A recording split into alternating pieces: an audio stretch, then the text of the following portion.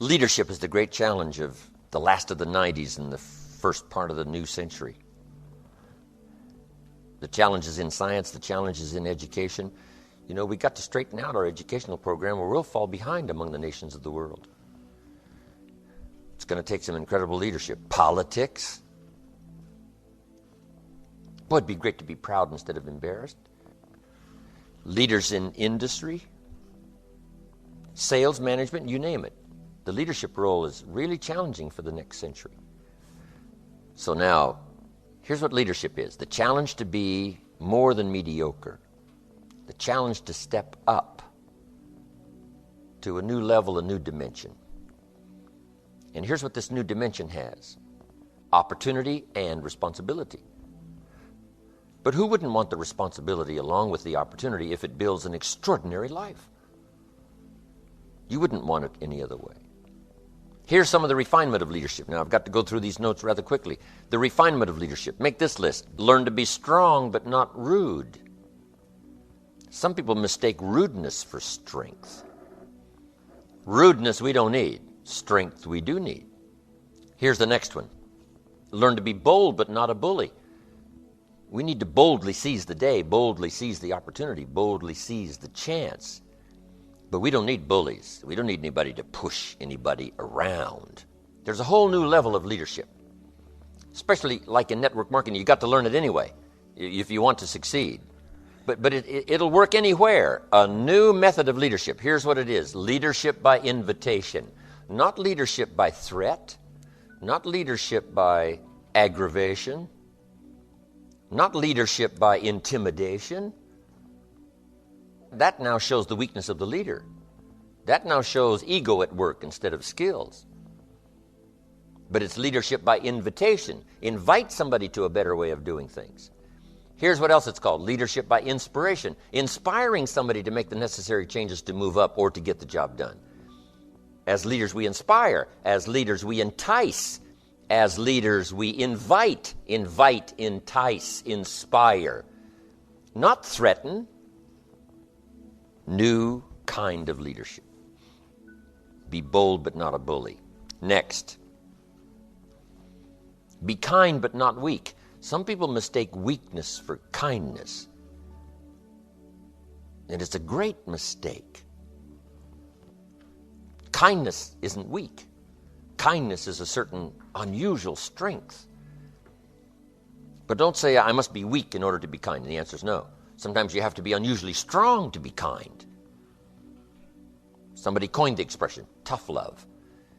Love that really tells the truth and levels, sometimes with a broken heart, but whatever has to be said, has to be said.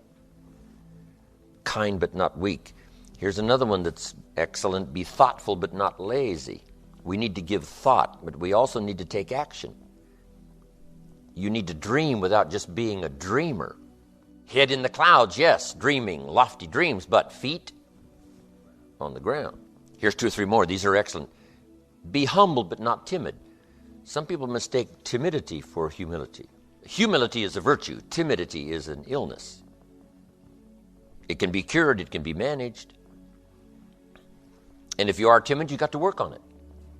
I'm telling you, it's a weakness. It's not a virtue. But you must turn your timidity into strength and keep working on it and keep working on it until finally you have driven it into such a small corner that it does not devastate your life anymore. Now you use it as a source of teaching.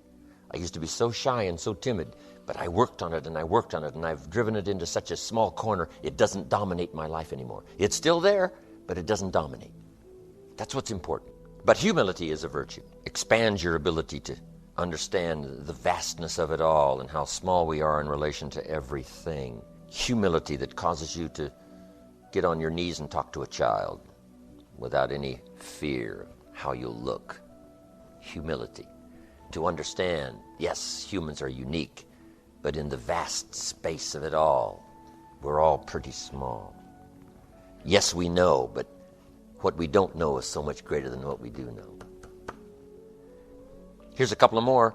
Be proud without being arrogant. There's something to be said for team pride and community pride. company pride, personal pride. But don't cross the line to where you're being proud now becomes arrogance. Pride we need, arrogance we don't. Arrogance is usually the childish attempt to make up for lack of self-worth.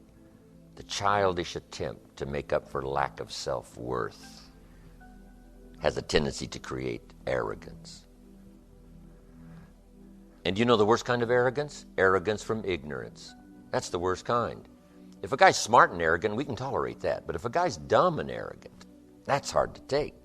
So now, all leaders must learn the basic laws so they can use them as illustrations as well as use them for productivity.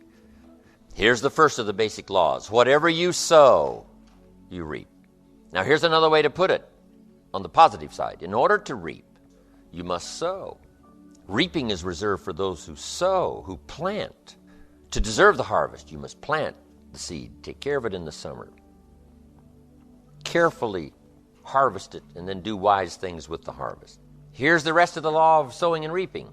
If you sow good, you reap good. If you sow bad, you reap bad. You can't sow bad and hope for good. You can't plant weeds and hope for flowers.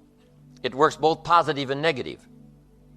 Now, here's something else about the law of sowing and reaping. You don't reap what you sow. That's important to understand. You reap much more than what you sow. If you just reap what you sow, what's the exercise for? No, we don't reap what we sow. We reap much more than what we sow. Now, here's what's important to understand on that. It works both positive and negative. The old prophet said, if you sow to the wind, you don't reap a wind. You reap a whirlwind. You got to be careful sowing to the wind.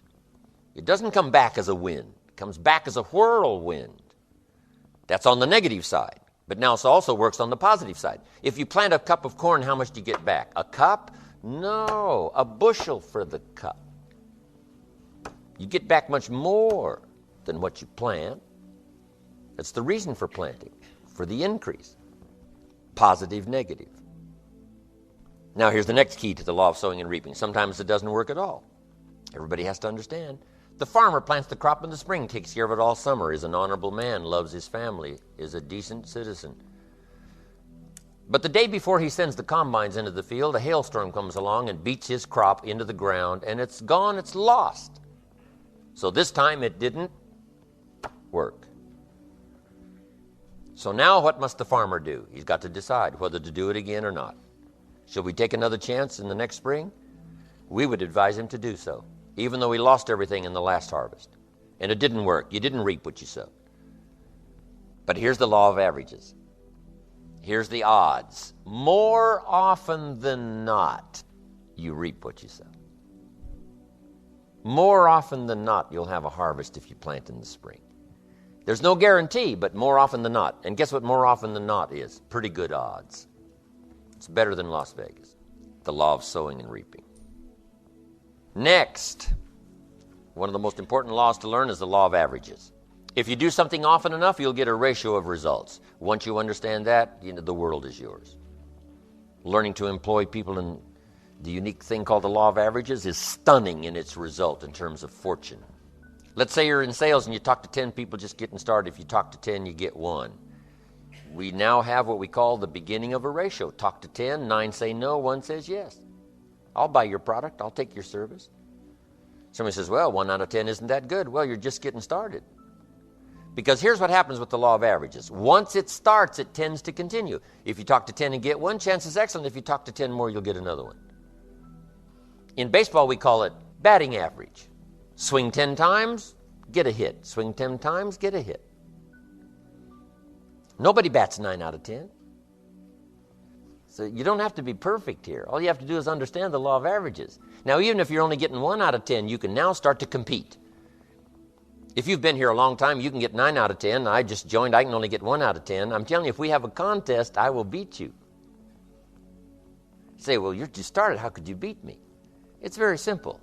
If we have a 30-day run on a contest or a 60-day run, while you talk to 10 and get 9, I will talk to 100 and get 10. I win. Isn't that clever? Here's what I do if I'm new. I make up in numbers what I lack in skill. I make up in numbers what I first lack in skill. Now, when my skills increase, I don't have to do 100 to get 10. Once you understand the law of averages, I'm telling you, it's so exciting to work with the law of averages. The law of averages works in our little money plan here. You know, chances are excellent if you have this little plan. I'm telling you, chances are excellent. It'll work, it'll work, it'll work. The ratios will work for you. Here's what else is exciting. The law of averages can be increased. At first, you only get 1 out of 10, but the better you get, the more skills you develop. Now you get 2 out of 10, and then 3 out of 10.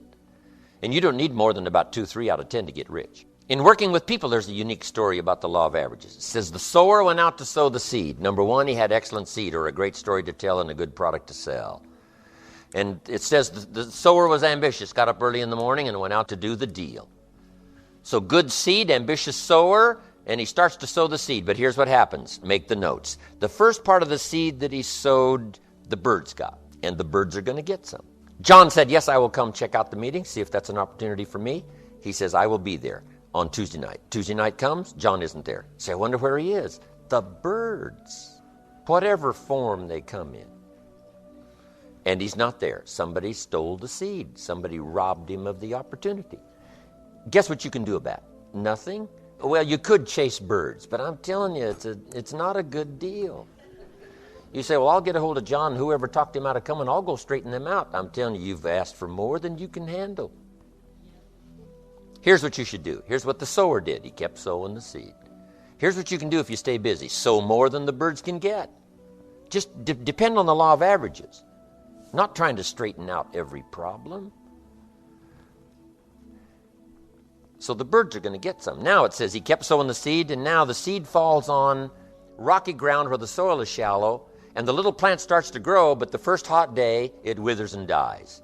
So make the note, the hot weather's going to get some. You recruit somebody and they join, say, hey, I'm going to really do great here. And 2 days later, somebody says, boo, and they quit. The first hot day. You say, what can you do about that? Nothing. Because if you start chasing, trying to fix this, I'm telling you, it's unfixable. But here's what you can do to fix your future. Keep doing like the sower did. He kept on sowing. And you can't be responsible for the shallow ground. That's somebody else's responsibility. So here's the third key now. He keeps sowing the seed, and now the seed falls on thorny ground. And this time the little plant starts to grow again, but the thorns choke it to death, and it dies. So make the note, the thorns are going to get some. Here's what it called the thorns in this little story. The cares of life, little duties, little distractions. I said, John, we had a meeting last night. How come you weren't here? John says, well, I can't make every meeting. I said, why not? He said, well, the screen door came off the hinges. You just can't let your house fall apart. You got to take time and fix. I can hear the thorns go. He said, some extra trash piled up in the garage. You just can't let mountains of trash pile up in your garage. What can I do about that? People let little things cheat them out of big opportunities.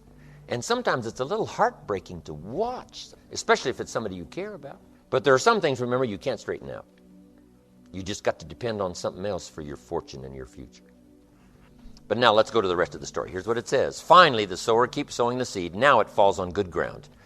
Underline this, good ground. And it always will. If you keep sharing a good idea, it will someday fall on good ground. Productive ground, receptive ground, decision-making ground. Now, it was interesting, though, about the ground. Here's what it said about the ground. Some of this good ground now produced 30%, some produced 60%, and some produced 100%. What's that called? The law of averages. Everybody's not going to do the same. Everybody doesn't have the same ambitions. And you can't straighten this out now. You just have to take it like it comes. It's like the seasons. You can't rearrange them and say, I'll take 2 springs, 3 summers. No, you got to take them like they flow. But now how do you get 100%ers? Some will produce 100%. How do you get some 100%ers? You got to go through the birds, and you got to go through the hot weather, and you got to go through the choking thorns, and you got to sort of put up with those, that haven't got much ambition, 30, 60%ers, and you'll get some 100%ers. The law of averages is at work in the university. Are there as many seniors as there are freshmen? Why is that? It's a mystery. The inevitable erosion of life says there's always going to be more freshmen than seniors. Not every race that started does everybody finish. The answer is no. Some people don't want to finish. Some people plant in the spring and leave in the summer. And you can't straighten that out. Here's what you can do. Keep telling the story, keep sharing a good idea, and I'm telling you, it will work for you. So here's what we say. If you want a lot of graduating seniors, you must keep loading the freshman class. The law of averages. It's one of the greatest studies to make. It'll serve you well in your business career, your sales career, any kind of career. One more on the law of averages. There's an old rule, and it's been around a long time, that says 20% of the people do 80% of the business and 80% do 20%. And this is something you don't try to change or rearrange. It's part of the deal. Somebody says, well, I'll just fire the 80%. And say, no, because whoever's left, 20% of them will do 80% and 80 will do 20%. That's not something you mess with.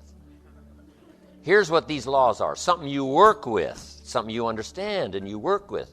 20 are going to do 80, and it works everywhere. Ask the minister of the church, who puts up the money here to support the church? He says 20% of the people pick up 80% of the tab, and 80% pick up 20%. Americans paying taxes, what's the deal? 20% pay 80% of the taxes, and 80% pay 20% of the taxes to run the federal government. This is not something you mess with. This is something you work with until you understand it. Well, how do you work with the 80-20? Here's what you got to do. Part of it's time management. You can only give 20% of your time to the 80% because they're only producing 20%. Now you can give 80% of your time to the 20%. Now remember, the pull is in the opposite direction. Guess who wants 80% of your time? The wrong group. The wrong group. Now, this is not a moral question. The wrong group in terms of productivity and effectiveness in your business, your future. So what's the answer to that? Here's part of the answer. You can work individually with the 20%, but you can only work by group with the 80%. However, guess who usually wants your individual time? The 80%, and you cannot do that. That's the law of averages. Here's the next important law, called the law of faith. We covered it a little bit earlier in a fairly simple form. Faith is the ability to see things that don't yet exist. Faith, though, can turn difficulty into reality, positive reality.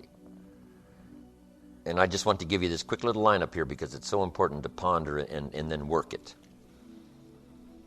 Here's what faith is for. Number one, faith is the ability to see it as it is. Faith doesn't mind seeing it as it is because faith is a miracle worker. Faith does not ignore the negative. Faith uses the negative because if there was no negative, there'd be no need for faith. If everything is okay, what would you need faith for? You need faith because it isn't okay. Now, what isn't okay? Who knows? The situation that isn't okay. So here's what faith does. Number one, faith does not ignore the negative because faith now stands as the miracle worker if you let it work. So faith sees it as it is. If it's ugly, it's ugly. If it isn't working, it isn't working. If it's a mess, it's a mess. It doesn't hurt to call a mess a mess. You don't need to fancy it up here. If it's broke, it's broke.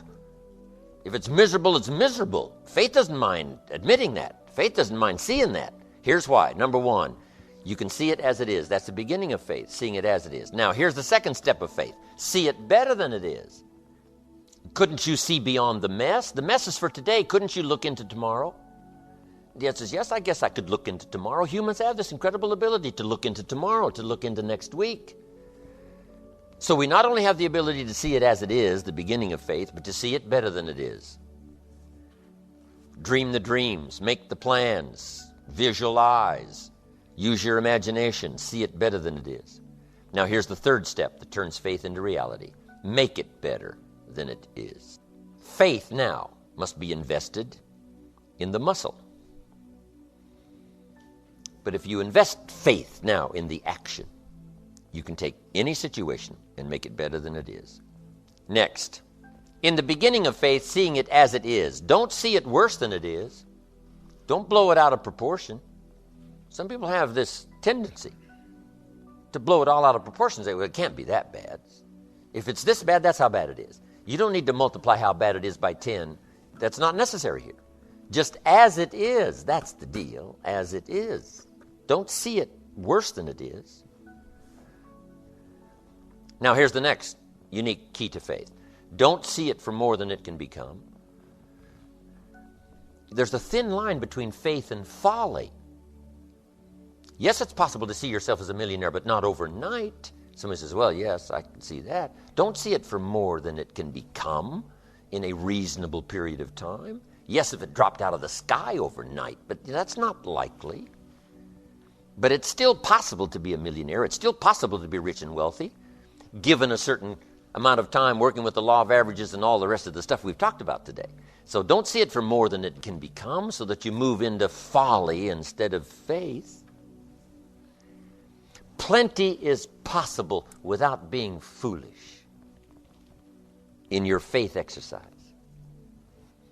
But now here's two more cautions. Number one, it might be worse than you first see it.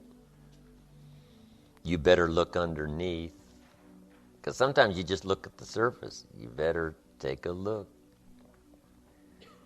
so that you can really see it as bad as it is. Not to overblow it now, but to make sure you see it as bad as it really is. Now here's the next one.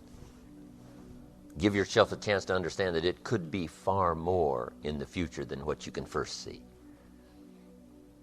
By faith, here's all you can see. The miracles that we see here gives us a certain amount of faith, but it looks like we need some more. But you take the first step. Take the first step of what you can see. But give yourself a chance to be able to see it for more than what you first see it. On a foggy night, if all you can see is 100 feet, here's what you do. Walk that first 100 feet, now you can see another 100 feet. You can't see the 200 feet. But if you can see 100 feet, you walk the first 100 feet, now you can see another 100 feet.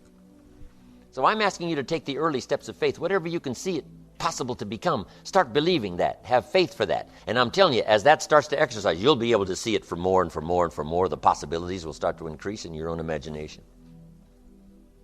Now make these notes. In leadership working with people, make these notes. Learn to work with the people who deserve it, not the people who need it. Because life operates by deserve. We studied that yesterday. Shouldn't the welfare people have said to Mary, Mary, look, you know, I know you need the $400, but from now on, when I come back here with the check for $400, here's a bucket of paint and a brush, this little fence around here, and the posts on the door have got to be painted. She says, okay. Now, this little bit of paint's not worth $400, but it's a step to begin the process of what? Deserving it instead of just needing it. And you can start walking people away from need to deserve. Just let them take the early steps. Next time she comes and says, now, Mary, if this is done and the weeds are pulled and all this stuff is done and the painting is done and the weeds are done, and then you get the next 400. And now she's starting to walk out. She starts to feel better because she's beginning to deserve it, not just need it. Isn't that big-time philosophy? Teaching people how to deserve it. Work with the people who deserve it. You say, Mary, if you take this step, I take 2 steps. And then if you take 2 more, I take 4 more. But if you don't take the first one, I don't. You step, I step. Right? You call, I call. You try, I try. You move, I move. Teaching people how to deserve it. It starts to accelerate self-esteem. You can't believe what a high the beginning of new self-esteem is. If a person hasn't had it for years and years and they've been beat down by their own philosophy and they've been beat down by everybody else. If you start them on the early steps that starts this process of self-esteem, the early self-esteem is even more valuable than the fortune because it comes at a necessary time. Leading people step by step into self-esteem, and self-esteem leads to action, action leads to progress, progress leads to fortune. What else do you want? So work with the people who deserve it. Now here's the next key. Show people how to deserve your time, how to deserve your help. Next, don't expect the pear tree to bear apples. Let people do whatever they can do. You can hang apples on a pear tree, do all kinds of things. Put up a sign, this is an apple tree, and you get pears. So let people do whatever they can do, and let them change their mind. Let them grow and develop. Here's what I found. You cannot change people, but they can change themselves. The best you can do is inspire and hope, teach and hope. Teach and pray and hope, and teach and pray and inspire and pray and hope. That's the best you can do. You can't get in there and change, but you can do your best to deliver the message that can create change if someone will accept it, if someone will do something about it, take the early baby steps to get started. And be happy with the smallest progress and give some rewards and pat on the back and a big smile and say, Mary, it's going to work for you. You've taken these 2 steps. I'm telling you, if you can take 2 steps, you could take 102. Next, all leaders must teach the fact that there is both good and evil. Here's the challenge for all of us, to become the most of the good in us and the least of the bad. The most of the good and the least of the bad, because that resides in all of us. That's the beginning we talked about the other day of civilization, becoming the most of the good and the least of the bad. But we must remember there is both good and evil. I did a speech one time called Today I Am a Wealthy Man. Didn't have much to do with money, but let me give you the list and we're finished. I said, today I'm a wealthy man, number 1, because of my heritage. All that I inherited that I didn't work for, I was blessed with it. 1 was my parents, 1 was my country. I was blessed by books I didn't write. I was blessed by libraries I didn't build. I was blessed by courts I didn't organize. I was blessed by airplanes and telephones. I'm blessed by all that. I didn't create it. I inherited it. I inherited a country that believed in democracy and freedom. I mean, once you start this list of heritage, it's just staggering. Next, I said I'm wealthy because of my knowledge. Those that have passed their knowledge on to me has made me rich beyond belief. Here's what I asked for one time, a long time ago, unusual awareness. I want to be sensitive to what's happening, unusual awareness. Not only the gift of knowledge, but what's happening, what's going on, so that I can use my knowledge to the best of my ability. I only asked of my daughters 2 things, that's all. My daughters, I only asked 2 things. Here are those 2 things. Number 1, the highest respect for all life. Number 2, unusual kindness. That's all I asked. The highest respect for all life and unusual kindness. Next, I'm a wealthy man because of my future. I have the pledge of goods and services of people you wouldn't believe doing business around the world. Mega billions. You can imagine the extraordinary life I live. It's unbelievable. And the pledge of goods and services, the pledge of help and assistance, the pledge of camaraderie, the pledge of whatever. See, Mr. Rohn, what else would you like to do? We'll just go do it. You want to build your own country? We'll do that. I mean, whatever you want, we'll just go do. Can you imagine what that feels like? Whatever you want to do, there's plenty of resources all around the world to just go do it. That is so staggering. It's just unbelievable for me. Next, I want to leave you with this little challenge. Number 1, let others lead small lives, but not you. Let your life not be just acceptable, but memorable. Let others cry over small hurts, but not you. Let others waste their resources, but not you. And then here's 2 more, and I'm finished. Learn to help people with their lives, not just their jobs. We need to teach job skills, yes. But if you'll also teach life skills, weave it all into the teaching of job skills. Teach your children job skills, but then teach them life skills. And here's the last, my challenge for you. It comes from the old prophet. Here's what he said.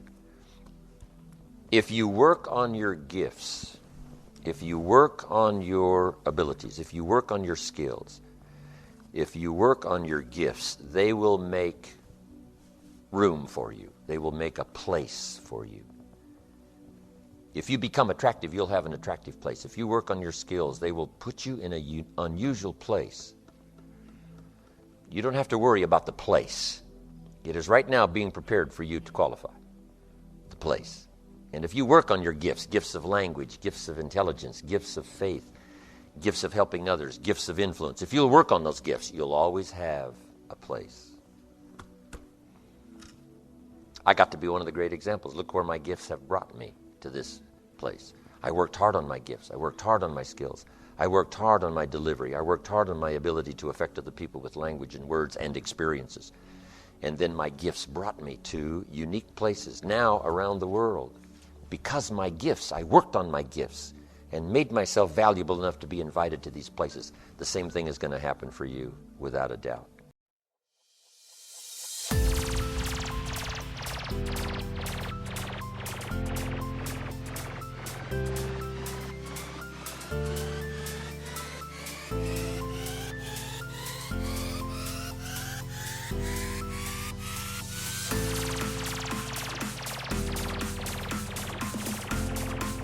Leadership is the great challenge of the last of the 90s and the first part of the new century.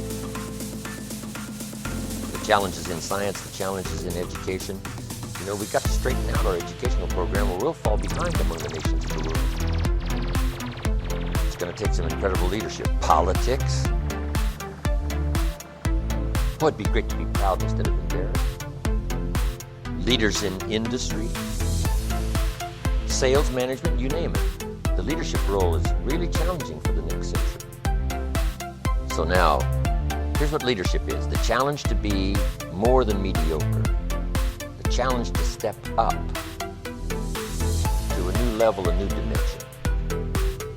And here's what this new dimension has. Opportunity and responsibility. But who wouldn't want the responsibility along with the opportunity if it builds an extraordinary life? You wouldn't want it any other way. Here's some of the refinement of leadership. Now, I've got to go through these notes rather quickly. The refinement of leadership. Make this list. Learn to be strong, but not rude. Some people mistake rudeness for strength. Rudeness we don't need. Strength we do need. Here's the next one. Learn to be bold, but not a bully. We need to boldly seize the day, boldly seize the opportunity, boldly seize the chance. But we don't need bullies. We don't need anybody to push anybody around. There's a whole new level of leadership. Especially like in network marketing, you got to learn it anyway if you want to succeed. But it'll work anywhere. A new method of leadership. Here's what it is. Leadership by invitation. Not leadership by threat. Not leadership by aggravation. Not leadership by intimidation. That now shows the weakness of the leader. That now shows ego at work instead of skills.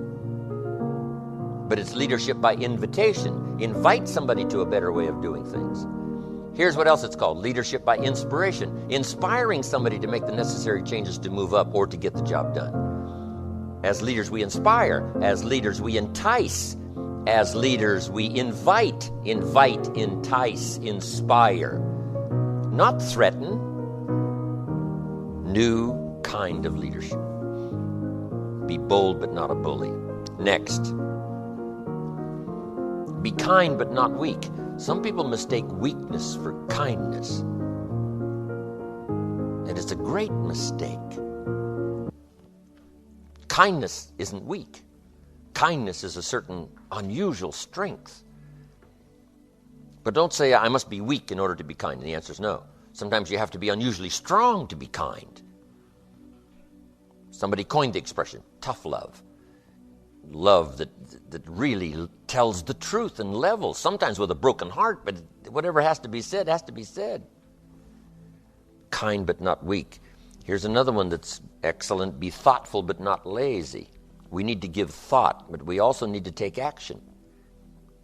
You need to dream without just being a dreamer. Head in the clouds, yes, dreaming, lofty dreams, but feet on the ground. Here's 2 or 3 more. These are excellent. Be humble but not timid. Some people mistake timidity for humility. Humility is a virtue. Timidity is an illness. It can be cured. It can be managed. And if you are timid, you got to work on it. I'm telling you, it's a weakness. It's not a virtue. But you must turn your timidity into strength and keep working on it and keep working on it until finally you have driven it into such a small corner that it does not devastate your life anymore. Now you use it as a source of teaching. I used to be so shy and so timid, but I worked on it and I worked on it and I've driven it into such a small corner it doesn't dominate my life anymore. It's still there, but it doesn't dominate. That's what's important. But humility is a virtue. Expands your ability to understand the vastness of it all and how small we are in relation to everything. Humility that causes you to get on your knees and talk to a child without any fear of how you'll look. Humility. To understand, yes, humans are unique, but in the vast space of it all, we're all pretty small. Yes, we know, but what we don't know is so much greater than what we do know. Here's a couple of more. Be proud without being arrogant. There's something to be said for team pride and community pride. company pride, personal pride. But don't cross the line to where your being proud now becomes arrogance. Pride we need, arrogance we don't. Arrogance is usually the childish attempt to make up for lack of self-worth. The childish attempt to make up for lack of self-worth has a tendency to create arrogance.